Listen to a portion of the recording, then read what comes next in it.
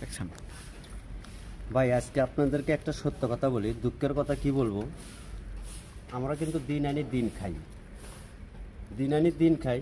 আজকে আমি 500 টাকার একটা টিপ মারছি, তো পেটে ক্ষুধা, চিন্তা করলাম যে চার দোকানে যা কি একটা রুটি কলা খেয়ে নিই।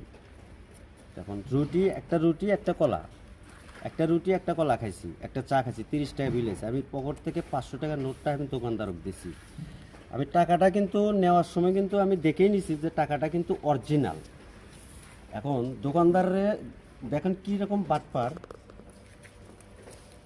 এখন কিন্তু হাতে হাতে টাকা কিন্তু মানুষ এই জাল টাকা ব্যবসা করে না, এখন ব্যবসা করতেছে দোকানদারের মাধ্যমে। দোকানদারে আমার অরিজিনাল টাকাটা নিয়ে নুকোয় ফালাইছে, ফুটকিরে ফালাইয়া তার ওপরে ডয়ের থেকে জাল টাকাটা নিয়ে আমাকে ফটকিরে করতেছে, ভাই আপনার টাকাটা তো জাল। তাহলে আমি তো আম্মুক সাথে গেলাম, যে আমি দিলাম অরিজিনাল টাকা, আমি দেখে নিয়ে এলাম, আমার এতটুকু বয়স হয়েছে, আমি জাল টাকা কোনটা নকল টাকা কোনটা আমি তো চিনি। কিন্তু এমন একটা ধোকা আমারে দিল, আমি সারাদিনে 500 টাকা ইনকাম করছি, ঘরে বাজার টাজার নিয়ে যাবো। কিন্তু দুঃখের কথা, আমি না পাইতেছি কইতে, না পাইতেছি সইতে, আমি পুরো মন করেন যে মুখ জব বন্ধ হয়ে গেছে। লাস্টে তার হাতের থেকে টাকাটা নিয়ে আমি টানতে ছিঁড়ে ফেলে দিছি, যে ভাই, যে আমি আপনার কাছে টাকাটা পুরোটাই দিয়ে গেলাম, যে এখন যদি না পাই, এখন না দিলেন সমস্যা নাই, কিন্তু হাসরের ময়দানে এই টাকাটা দিতে হবে, এই কথাটা বলেই খেলে আমি চলে আসছি।